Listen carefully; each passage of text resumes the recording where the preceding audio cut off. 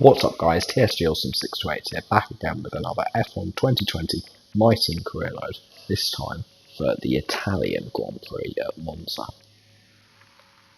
Just going to go straight into some sponsorship renewals, and we're going to sign a contract with Sudo for achieving the fastest lap in any session as our goal, which should be doable because I can always just do that in practice.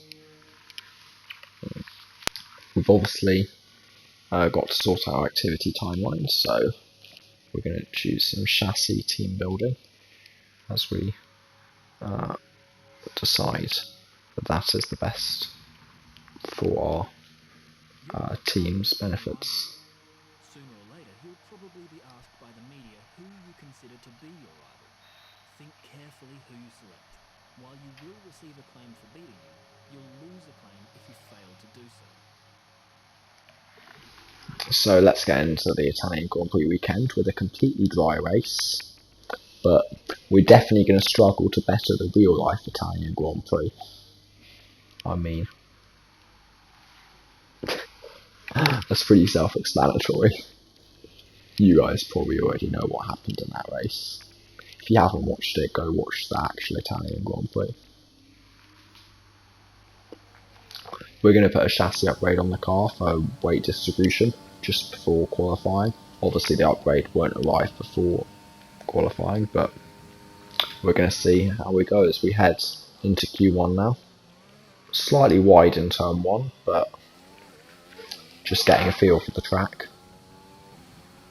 And we're going to head further through Curva Grande and later on in the lap, and towards the end of that through Parabolica, and it's a lap that should see us safely into the next session, and it's a 1:18.3, fastest currently in the session, but it seems that not many people have set lap times, and by the end of the session we're down to P4.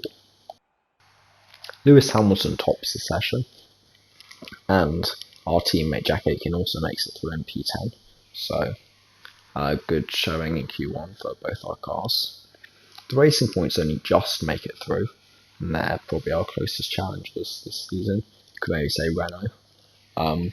One man that didn't make it through is Pierre Gasly. Other than that, the Hasses and Williams both thrown out, and Kimi Raikkonen did as well. So, not too much of a shock there.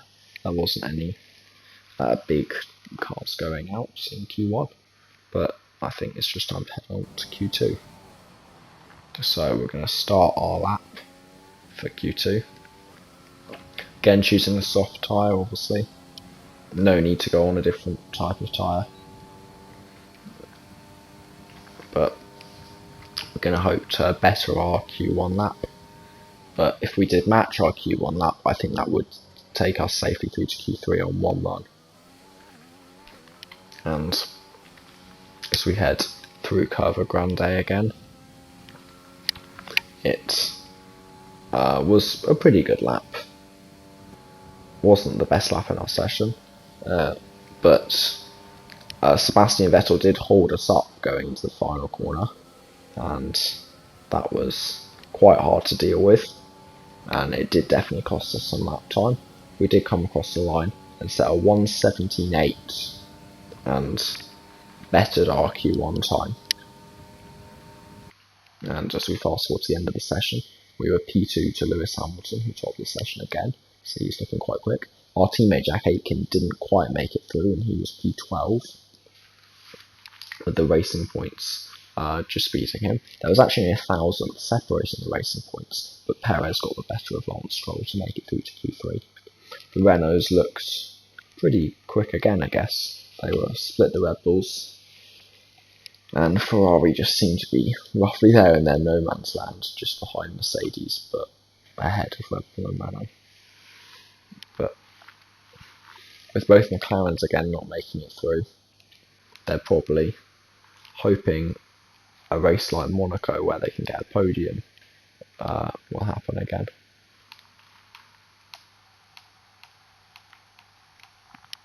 But I think we'll just head through to Q3. So on to our first lap now in Q3, and we've obviously got 2 runs in this session because we didn't use more than one set of tyre in each of the previous 2 sessions. We have 2 fresh sets of tyres to use in this session, and we're going to hopefully set a competitive first lap rather than usually just setting a banker lap. And as we head through Curva Grande, I always used to like to take a tight line there, but as we head through Parabolica now through the final corner, Vettel is currently setting the pace with a 118 flat, but we're going to come out the final corner and see where this lap will put us, and it's a 117.9, which is provisionally fastest, but still some people would set laps, and Hamilton immediately goes quicker. But we're going to go on towards the end of the session now, to our final flying lap and our quickest lap of the weekend. So let's see whether we can take pole position away from Lewis Hamilton, who has topped every session so far. We're through turn 1 now, losing some time under braking, but gaining it back on the exit, so we're about half a tenth up, and we need to gain about 2 tenths to get pole. And as we head through Curva Grande, we set a purple first sector, and towards the end of the lap we are roughly 2 tenths up, and this time gained through Parabolica was quite a lot, and that put us to 3.5 tenths up. Okay, good job, mate. Really well done. That was a fantastic drive. And we do claim pole position at the Italian Grand Prix. Let's review our top 3 today. Thomas, Hamilton and Valtteri Bottas. Well, that wraps up qualifying, but don't worry, we'll be back tomorrow as we head into the Grand Prix. So we claim our first ever pole position in this mighty improvement, which, considering we've won a race, I guess is quite surprising. I'd have expected myself probably, if I had one, to get a pole already, but we'll see what we can do tomorrow with the 2 Mercedes just behind us, and then the 2 Ferraris, and then the checkerboard of the Renaults and Red Bulls, with Sergio Perez starting P10, obviously our teammate in P12, and the real-life winner of Pierre Gasly down in P17. Let's take a quick look at the grid lineup for today's race. Thomas lines up on pole position, and it's Lewis Hamilton alongside. As we continue through the rest of the grid today, we have Bottas, Vettel, Charles Leclerc and Ricciardo, Verstappen, Ocon, Perez and Lance Stroll, Aitken, Norris, Carlos Sainz and Giovinazzi, Fiat, Gasly, Kevin Magnussen and Alexander Albon, Grosjean, Russell, Latifi and Kimi Raikkonen finishes off the grid. So it is one stop at the Italian Grand Prix. The only question is whether we do softer mediums or softer hards, and I'll probably debate that at the time, considering our pace and our tyre wear, and see what is best for our strategy. But let's just head straight into the Italian Grand Prix, and we're going to have 5 red lights, and off we go.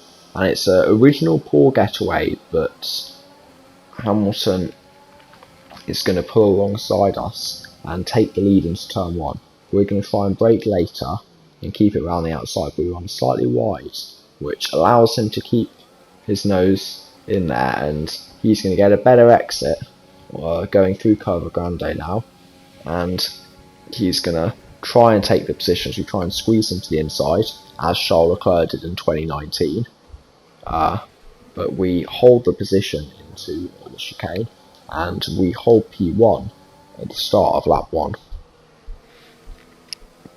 Fast forwarding on to the end of lap 1, and Hamilton already has another good run at us, and as much as we set the fastest lap, he is definitely going to be looking to overtake us shortly, and he's going to try and send it slightly down the inside, but it was a half-hearted move in a way, and he never really got ahead of us, so we could easily defend the position. And as we head later on in the lap, Hamilton gets an amazing run here out of the second Lesmo, but as soon as he gets out of our tow, his straight line speed is just nowhere, and we can keep it up the inside into Ascari, and retain the lead on lap 2, but again Hamilton, the exit Parabolica, is going to go for it, but as soon as he pulls out the slipstream, he just loses time in the straight, and now Vettel is going to try and overtake him, and we're going to defend the lead. So it seems like the Mercedes car is not running a low downforce setup, which is really going to hinder his chances of overtaking us this race. Lando Norris currently holds fastest lap as we head on to lap 3, and Vettel is going to now try and overtake us into turn 1, and he may be slightly harder to defend against than Hamilton, but we can do so for now, and we'll see whether we can continue to defend against him as we head on to the end of lap 3, and he gets a very good run with the DRS and sets the fastest lap in the process. But we're trying to defend using rich mix, and he, well, doesn't pull out the slipstream at any point really, and never really tries to challenge us. He went slightly down the inside, but not enough to tell us that he was going to try and make the move. But as we run through Curva Grande up to the next chicane, he is permanently around a tenth behind us until we go on the exit to 5 tenths. But at the end of the lap again, it's back down to a tenth, and this time he is definitely going to try and overtake us. And this time he's going to try and pull to the outside, but we can defend nicely to the inside, running in the corner slightly deep though, but getting a decent enough exit so that Vettel cannot challenge us, but he does challenge us into a Ascari later on that lap, and we do run slightly wide, but that may give Vettel a chance, and he is gaining on us, but he just doesn't quite have the momentum, and Hamilton is now going to try and go for it into Parabolica, as he got an amazing run out of that corner, and he almost overtook us for the lead. But we hold our position. Hamilton's back up to P2, as Charles Leclerc sets the fastest lap. He's down to P6, and Vettel has been swamped on the straight there. So he was P2 going into Parabolica, and now he's P6. He's battling Leclerc for P5, and Ricciardo is battling Bottas for P3. So quite a few good battles going on down the grid. But that was the lap where, because they were all battling, we broke out of DRS range, and we set the fastest lap, and now we're not going to have much defending to do for a while, and we're just going to try and build as much of a gap as possible. So as we head towards the end of lap 7, the gap's now back up to 2.3, and, well, this was the story of the next 2 lap stops of the pit window. Just try and build the biggest gap possible. Ricciardo is now in P2, so Hamilton is also falling down the order, along with where Vettel was. And Kevin Magnussen is now out of the session in the Haas. And as we come towards the end of lap 8, there's a yellow flag as well in sector 3.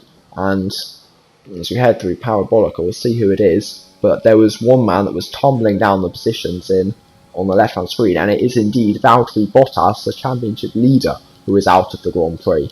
So, for most of the season, it's been Hamilton with the bad luck for reliability, but in this race, it was Bottas. And that promotes the Renaults to P2 and P5, with Hamilton and Leclerc going side by side in between them. And as we head to the end of lap 9, Hamilton has held off Leclerc, and the gap between us and Ricciardo was 3.6, but Ricciardo now comes into the pits, so presumably for hard tyres, and he couldn't last the way to the mediums, and we get our first warning of the race from exceeding track limits at turn 1. I thought that was a bit harsh, as I don't really think we went off the track. But as we come to the end of lap 10, we're now 4.3 seconds ahead of Hamilton. We are going to be coming to the pits for the medium tyre, because we could have gone for the hard. We were expecting to go for the hard last lap or medium next lap, but I decided we could go medium this lap, even though our tyre wear was not the best as per usual. We're going to have a quick pit stop though, a 1.9 second pit stop, with Ocon also following us in behind, and we're going to come out in P11 it seems, just ahead of Nicholas Latifi and the Williams. And obviously all the guys ahead of us still have to pit in this Grand Prix because their tyres will not go the full distance.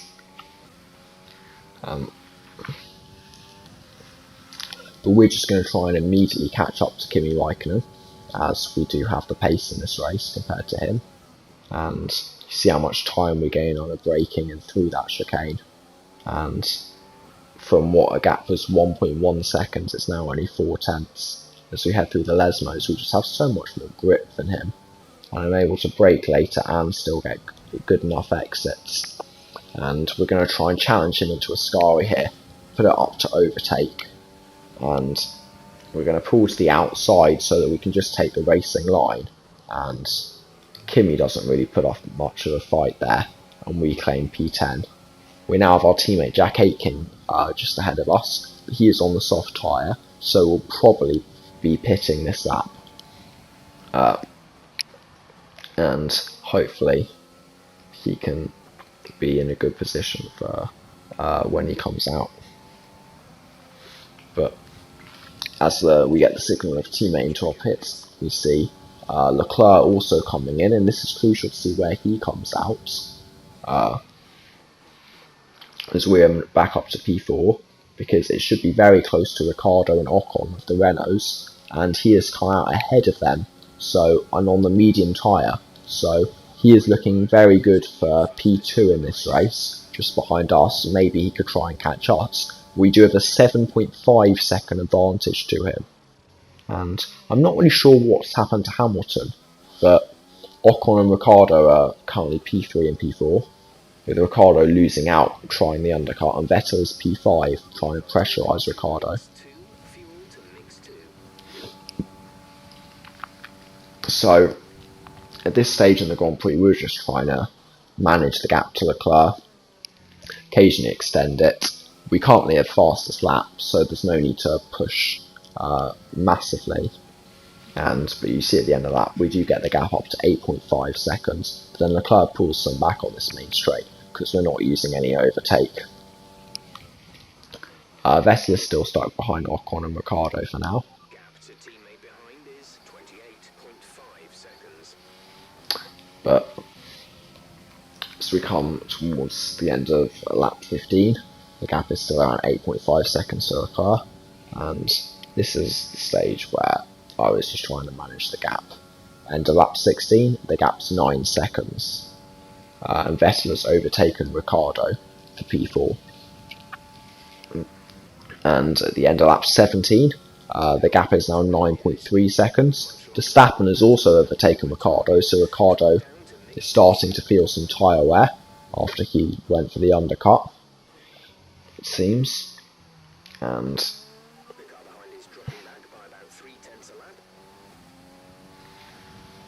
as we head towards the end of lap 18, the gap's 9.2 seconds, so we didn't gain 3 tenths on Leclerc that lap, as Jeff was telling us. But as we head to the end of lap 19, the gap's 9.7 seconds. And as we head towards the end of lap 20, so I'm just going to bowl through the laps here, the gap is now 9.9 seconds and just goes to the 10-second mark at one point in that straight. And well, the 10-second gap is like the maximum it ever got to. It occasionally got to that again, as you see on this straight. It gets to 10 and then goes back down again. As Verstappen also overtakes Vettel for 4th. And the gap again here is still around 9.9 seconds to Leclerc. I couldn't quite get it to 10 seconds. But with all Verstappen and Vettel's battling, Ocon could also manage the gap to them. And as you see on this lap of lap 24, the gap is 10 seconds to Leclerc, and that was just as I managed to get it consistently in the 10 seconds. I started to hit some tyre wear around lap 25 here, and that gap starts tumbling down over the next couple of laps, as you see at the end of lap 25, where it goes another 2 tenths in the last 2 laps. But you'll see here, end of lap 26, the gap comes down to 7.8 seconds, and you gain 1.3 seconds on that lap.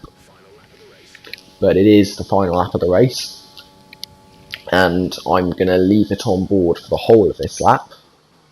Not a great lap because, as I said, we were feeding some massive tyre wear towards the end of the race, and that was one of the reasons for going on hards, but I thought I wanted to go for outright pace on the mediums.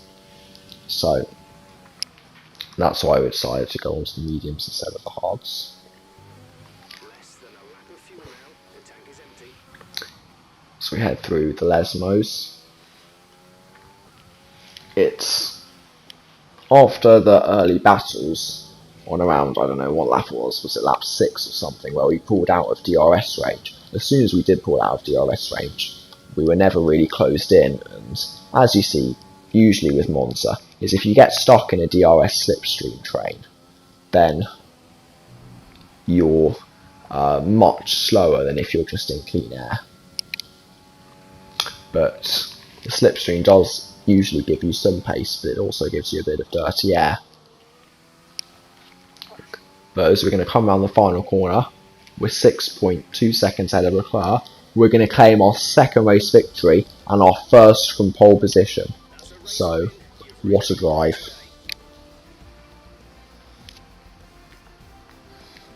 But Esteban Ocon wins driver of the day from recovering to P3 and getting Renault's second podium in a row. And